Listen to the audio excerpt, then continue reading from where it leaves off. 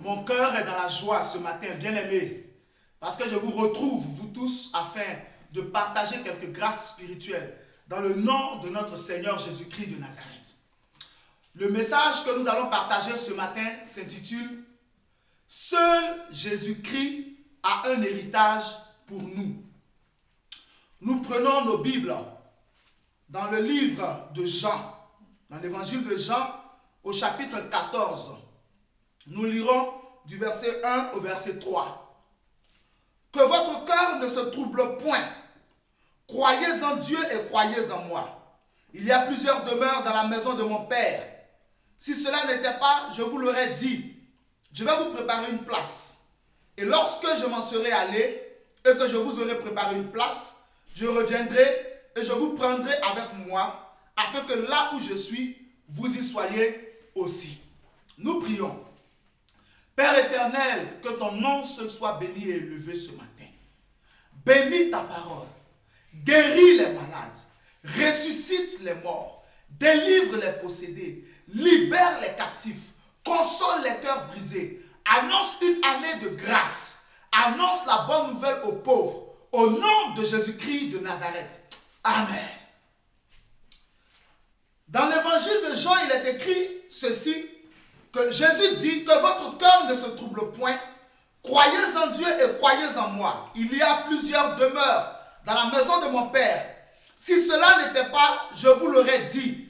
Et je vais vous préparer une place.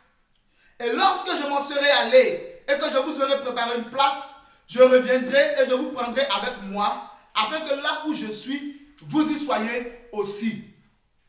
Jésus dit clairement qu'il a un projet pour nous. Jésus dit clairement qu'il a une ambition véritable pour nous. Jésus dit clairement qu'il a un projet formidable. Il dit à ses disciples une parole qui nous concerne aussi aujourd'hui. Nous tous qui croyons en lui et nous qui allons croire aussi en lui par la prédication de ses serviteurs. Il dit, il y a plusieurs demeures dans la maison de mon Père. Si cela n'était pas, je vous l'aurais dit. Je vais vous préparer une place. Alléluia. Et lorsque je m'en serai allé et que je vous aurai préparé une place, je reviendrai et je vous prendrai avec moi, afin que là où je suis, vous y soyez aussi. Voici le projet de Jésus. Jésus est allé dans le ciel pour préparer une place, afin que, après qu'il aura préparé cette place, il revienne sur la terre pour prendre tous ses enfants et les emmener là-bas, afin que chacun ait une place dans la demeure de son Père, afin que chacun ait un lieu précis là-bas. Jésus-Christ ne nous demande pas de le suivre sans projet. Jésus-Christ ne nous demande pas de le suivre pour rien. Mais Jésus a un projet pour nous. Jésus a une ambition véritable qui nous concerne. Et c'est ce qu'il dit dans le livre de Jean, au chapitre 14. Il dit qu'il s'en va préparer une place. Il y a une place qui est en train d'être préparée par Jésus pour ces enfants qui ont déjà cru en lui. Une place est en train d'être préparée par Jésus pour ces filles qui ont déjà cru en lui. Une place est en train d'être préparée par Jésus au ciel pour ces fils qui ont déjà cru en lui. Pour tous ceux-là qui l'ont reçu comme leur Seigneur et leur Sauveur personnel. Ils ne sont pas en train d'attendre pour rien, mais il est en train de travailler pour eux dans le ciel. C'est ce qu'il dit. Je m'en vais vous préparer une place. Croyez en moi. Croyez en Dieu. Je m'en vais vous préparer une place. Jésus est allé pour nous préparer une place. Jésus est le seul Dieu. Jésus est le seul Seigneur. Jésus est le seul Père qui a un projet concret pour ses enfants, pour ses disciples, pour ses adeptes. Jésus est le seul, l'unique qui prévoit un héritage pour tous ceux qui croient en lui, pour tous ceux qui croiront en lui, pour tous ceux qui se donneront en lui. Son projet est clair, son projet est net. Il est dans le ciel pour préparer une place pour tous ceux qui croient et qui travaillent, qui œuvrent pour lui. Personne d'autre n'a parlé avec tant de précision sur l'avenir de ses adeptes. Aucun gourou, aucun maître, personne. Seul Jésus a un héritage pour nous. Et son héritage est expliqué clairement. En Jean chapitre 3 verset 16, il parle de la vie éternelle. Mais la vie éternelle, on ne va pas vivre la vie éternelle dans le néant. Mais on va vivre de la vie éternelle dans un lieu précis. Et c'est ce que Jésus-Christ explique en Jean chapitre 14, que c'est dans un lieu précis que Jésus va nous envoyer. C'est dans la maison de son Père. Dans la maison de son Père. Afin que chacun de nous ait une place. Personne à part Jésus n'a promis quelque chose d'aussi concret. Personne à part Jésus n'a promis quelque chose d'aussi réel, d'aussi capable, d'aussi vrai et d'aussi sérieux. Tous les autres ont inventé des choses et personne n'a un héritage véritable à donner à qui que ce soit. Encore moins le diable, leur maître, qui est le menteur par excellence. Le premier à pécher dans toute la création de Dieu. Le menteur qui, lorsqu'il parle, parle de son propre fond. Quel héritage le diable a pour qui que ce soit? Aucun héritage. Quel héritage Satan pour qui que ce soit? Aucun héritage. En Jean chapitre 8, Jésus dit que lorsque le diable parle, lorsqu'il ment, il parle de son propre fond. Parce qu'il est menteur. Parce qu'il est menteur. Parce qu'il est menteur. Et lorsqu'il ment, c'est de son propre fond. Il pêche dès le commencement. Il pêche dès le commencement. Quel héritage le diable a pour qui que ce soit? Aucun héritage. Jésus a un héritage pour toi et moi. C'est une place dans la maison de Dieu au ciel. Quand le diable dit à quelqu'un, commets l'impudicité, mais quel héritage il y aura pour celui qui commet l'impudicité? Quel héritage il y aura pour toi quand il t'encourage à aller commettre l'adultère? Quand les jeunes filles aujourd'hui sont encouragées à aller coucher avec les époux des autres, quel héritage espères-tu obtenir dans l'adultère? Quel héritage espères-tu obtenir dans l'impudicité? Quel héritage espères-tu obtenir dans la prostitution? Quel héritage espères-tu obtenir dans l'ivrognerie, dans le mensonge, dans l'hypocrisie, dans les calomnies? Quel héritage le diable qui amène les hommes à vivre loin de Dieu leur promet-il? Quel est le projet véritable que Satan a pour les humains auquel il dit éloignez-vous de Dieu, ne soyez pas saints, n'écoutez pas sa voix, ne soyez pas soumis à ses commandements, à ses préceptes, à ses lois, n'écoutez pas ce qu'il dit. Quand il dit aux hommes ne croyez pas en Jésus, Jésus est un simple homme, c'est un prophète parmi tant d'autres prophètes. Jésus fait partie de la multitude des anges qui servent Dieu et il est un des médiateurs entre Dieu et les hommes et que vous pouvez passer par d'autres chemins. Bien-aimé, quel héritage promet-il? Quel héritage te promet-il à toi?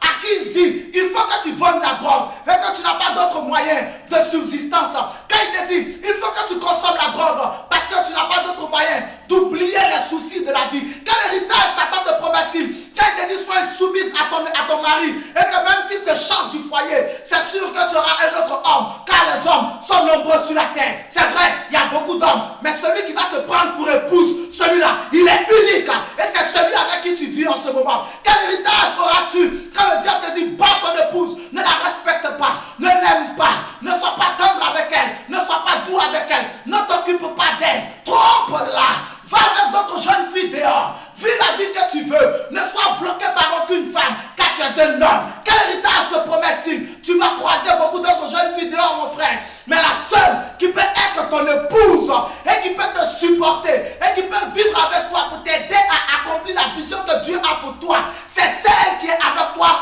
en ce moment. Alors honore-la et respecte-la. Quel héritage le diable a pour les hommes quand tu leur dis pratiquer la sorcellerie? Toi qui pratiques la sorcellerie, qui a atteint le dernier degré de la sorcellerie, toi qui as atteint le 20e niveau, la 20e étoile ou le 20e grade, quel héritage Satan a-t-il pour toi? Dis-moi, qu'est-ce que le diable t'a déjà dit qu'il fera pour toi? Rien. Toi qui es mystique pernicieux, cela fait plusieurs années que tu es dans le mysticisme. Combien d'hommes as-tu été obligé de tuer? Combien d'âmes d'humains as-tu été obligé de sacrifier pour grandir et conforter ta position dans le service dans lequel tu es? Mais dis-moi, à la fin de toutes ces choses, qu'est-ce que Satan te promet? Toi qui consommes la drogue, à part un centre de désintoxication, ou bien la folie, la dépendance, où tout le monde te rejette, tout le monde t'abandonne, dis-moi, quel drogué tu as vu qui a eu un bon avenir? Quel trafiquant de drogue a eu un bon avenir? Dis-moi, toi que le diable pousse pour aller faire des avortements, regarde, quel avenir le diable a pour toi? Toi que le diable pousse à détester tes enfants, à avoir la dans ton cœur contre ta mère, contre ton père, contre tes frères, contre les autres hommes. Toi que le diable pousse à te bagarrer partout. Dis-moi, quel projet a-t-il pour toi? Lequel? Il n'a aucun projet. Il n'a aucun projet, aucun héritage. Satan te promet. Il te dit, tu es une jeune fille. Vis ta vie. Tu es jeune. Fais ce que tu as dans ton cœur. Tu es belle. Tous les hommes seront après toi. Je te donnerai beaucoup de gloire. Tu verras. Tu t'en sortiras. Tu seras heureuse. Prends, tu en as 3, 4, 5 copains. Ah! Quel héritage à la fin auras-tu? Quand la femme dont l'époux sort avec toi sera au courant de ce que c'est toi qui sors avec son époux, qu'est-ce qui t'arrivera? Quand toi, l'homme qui prend à ton épouse, toi qui lui as menti, que tu es un homme d'affaires, un grand homme d'affaires, elle t'a épousé, le jour où elle se rendra compte que tu n'as même pas zéro de ce que tu as dit, tu n'es même pas zéro de ce que tu as dit, qu'est-ce qui se passera ce jour-là? Toi qui pratiques la sorcellerie qui ne veut pas arrêter, toi qui ne crois pas en Dieu, qui rejette Jésus, le jour où tes enfants sauront que tu es sorcière, le jour où tes enfants sauront que tu es sorcier, le jour où tes frères sauront que tu es sorcier, qu'est-ce qui arrivera ce jour-là dans ta maison? Tout le monde t'abandonnera. Toi qui trafiques, qui fais le trafic de drogue, le jour la police t'arrêtera, le jour tes enfants sauront ce que tu fais, qu'est-ce qui t'arrivera? Toi qui es le féticheur, le jour ces démons-là vont te frapper, te chicoter, quand tu ne vas pas offrir ce qu'ils veulent, qu'est-ce qui va t'arriver?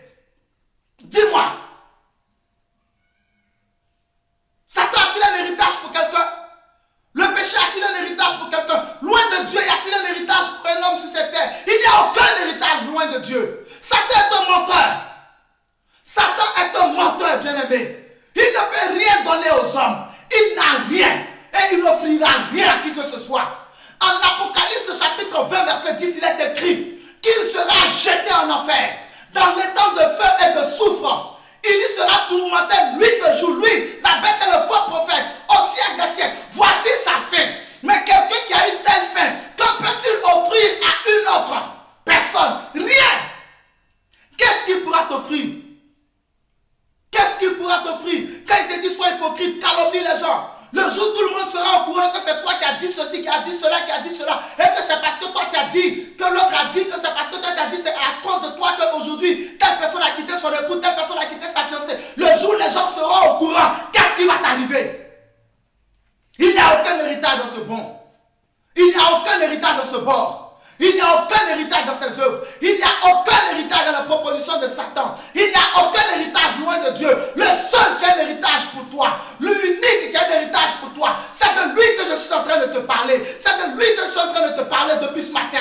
Lui seul a un héritage pour toi. Dans son nom se trouve, oui, Jéhovah Jireh. Dans son nom se trouve Jéhovah Shalom. Dans son nom se trouve Jéhovah Tikenu. Dans son nom se trouve Jéhovah Shammah. Dans son nom se trouve Yahvé Nissi. Dans son nom se trouve Jéhovah Raha. Dans son nom se trouvent tous les noms du Seigneur. Dans son nom se trouve Jéhovah Rapha. Il n'y a aucun aspect de Dieu qui ne soit dans son nom. Il n'y a aucun caractère de Dieu qui ne soit dans son nom. Je te parle de celui qui est l'empreinte de la personne de Dieu, de celui en qui habite corporellement toute la divinité. Je te parle de celui qui est l'image visible du Dieu invisible. Je te parle de celui-là même qui est sa représentation officielle et unique. Je te parle de celui-là qui est la force de Dieu, le bras de Dieu, le nom qui est au-dessus de tous les noms, de celui-là devant lequel tout genou peut fléchir, devant lequel la maladie dans laquelle tu es en train de vivre peut fléchir, devant lequel les soucis, les problèmes démoniaques dans lesquels tu es captif peuvent fléchir. Je te parle d'un nom. Ce nom est le seul qui a un héritage concret pour toi. Car celui-là, il a donné son âme à ta place. Il a donné son corps à ta place. Son sang a coulé. Au lieu que toi, ton sang ne coule, c'est son sang qui a coulé. Il a dit à son sujet que le châtiment qui te donne la paix est tombé sur lui. Et que par ses meurtrissures, toi, tu es guéri de toute maladie. Je te parle de celui-là qui est le chemin, la vérité et la vie. De celui-là qui est la lumière du monde. Il est la parole faite homme. En lui seul et uniquement en lui habite la grâce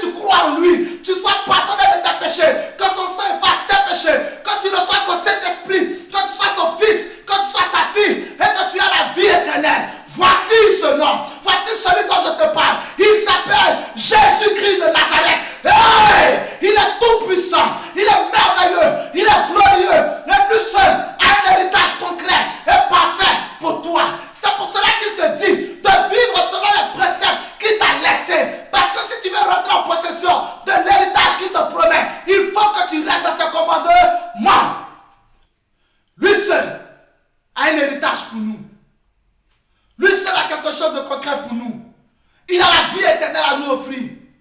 Mais avant la vie éternelle, pendant que nous sommes sur la terre, il a de grands projets pour nous. Mais bien aimé, laisse-moi te parler en une minute de ce qu'il a prévu en Apocalypse chapitre 21. Regarde ce qui est écrit en Apocalypse chapitre 21 à partir du verset 1.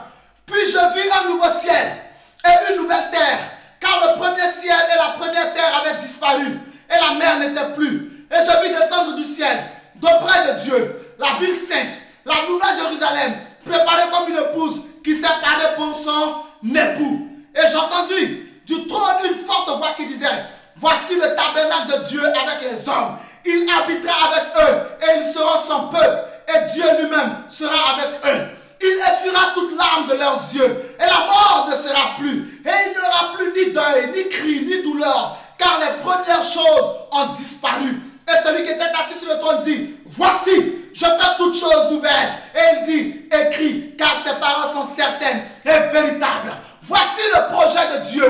Jean a vu un nouveau ciel. Dieu va créer un nouveau ciel. Jean a vu une nouvelle terre. Dieu va créer une nouvelle terre. Et Jean a vu la ville sainte descendre du ciel et descendre sur la terre. Oui, la nouvelle Jérusalem, c'est la ville où tu habiteras. Dieu ne va pas t'envoyer dans le néant, dans le vide, mais dans un lieu précis, dans la nouvelle Jérusalem, la ville qu'il a construite et bâtie pour toi, dont la longueur de la muraille fait plus de 2400 km. Les rues sont en or. C'est un château que Dieu a bâti pour toi, une œuvre qu'aucun homme n'a faite. C'est pour toi seul qu'il a fait. C'est pour toi seul qu'il construit cela. Non seulement il te donne cette ville dans laquelle tu habiteras, mais pendant que tu es sur la terre, avant même d'aller au ciel, si tu donnes ta vie à Jésus, si tu marches avec le Seigneur, il te délivrera de toutes tes détresses. Il te délivrera de toute la captivité dans laquelle Satan t'avait plongé. Il te guérira de ces maladies. La Bible dit qu'il envoya sa parole et sa parole est guérie. La Bible dit que l'Esprit du Seigneur est sur lui afin d'annoncer une année de grâce, afin de libérer les captifs, de consoler les cœurs brisés. Il est venu, il dit, allez dire à tout le monde que les morts ressuscitent, les malades sont guéris, les lépreux sont purs. La bonne nouvelle est annoncée au beau. Le royaume de Dieu est descendu. Jésus est le royaume de Dieu. Donne-lui ta vie ce matin. Il apportera dans ta vie sa paix et sa délivrance à jamais. Il lavera ton visage. Il essuiera tes larmes. Il te donnera une place dans le ciel, dans la demeure de son Père. C'est un héritage merveilleux qu'il a pour toi. C'est un héritage glorieux qu'il a pour toi. Je ne voudrais pas que tu manques cela. Alors mon frère, alors ma soeur, répands-toi de tes péchés. Reçois Jésus-Christ comme ton Seigneur et ton Sauveur personnel. Il te pardonnera. Et il te prendra avec lui. Il écrira ton nom dans le livre de vie. Il préparera une place pour toi dans le ciel. Et pendant que tu seras sur la terre, il s'occupera de toi comme un père s'occupe d'un fils, comme un père s'occupe d'une fille. Il te secourra, il te protégera. Il amènera son ange campé autour de ta maison afin de t'arracher du danger. Il te protégera et sera ton guide. Il sera le gardien de ton âme. Et tu ne seras plus esclave du péché, esclave du diable. Que Dieu te bénisse ce matin. Si tu veux rentrer dans le ciel ce matin, si tu veux saisir ta place, si tu veux que Jésus prépare une place là-bas pour toi, si tu veux être sauvé ce matin, je voudrais que tu pries avec moi. Seigneur, je te remercie d'avoir fait mourir Jésus-Christ à la croix à ma place. Je te demande pardon pour tous mes péchés et tout ce que j'ai fait contre toi. Que le sang de Jésus vienne me laver de tous mes péchés. Je crois en Jésus ce matin comme mon Seigneur et comme mon Sauveur personnel. Donne-moi la paix et accorde-moi la délivrance. Écris mon nom dans le livre de vie. Jésus, deviens le gardien de mon âme et le berger de ma vie. Amen. Je vais prier pour toi qui es malade. Prions ensemble le Seigneur. Tu peux poser la main là où tu as mal et crois. Jésus-Christ te guérira. Seigneur, je te rends grâce car dans ta parole il est écrit que par tes meurtrissures, nous sommes guéris. Guéris tes enfants ce matin. Au nom de Jésus-Christ de Nazareth. Guéris-les, Seigneur. Guéris-les de toutes leurs maladies. Délivre-les de tous les liens dans lesquels le diable les a déposés. De toutes les mauvaises alliances. De tous les envoûtements qui sont dans leur vie. Détruis toutes les œuvres du diable dans leur corps, dans leur esprit, dans leur âme. Guéris-les de toute maladie. Délivre-les de tout joug par ton onction puissante. Au nom de Jésus-Christ de Nazareth, accorde-leur ta bonne santé et qu'ils se portent bien à cause de ta grâce. Fais lever celui qui ne marche pas. Fais lever de son lit celui qui ne pouvait se lever. Fais parler celui qui ne pouvait parler. Guéris celui qui a le cancer. Guéris celui qui a l'ulcère. Fais voir celui qui est aveugle. Fais entendre celui qui est sourd. Fais parler celui qui est muet. Guéris-les de toutes leurs maladies. Car c'est pour cela que tu es venu sur la terre. Afin de détruire les œuvres du diable. Merci Seigneur. Au nom de Jésus-Christ de Nazareth. Que la paix de notre Seigneur soit sur vous. Et que son héritage soit votre part. Que Dieu vous bénisse. À bientôt.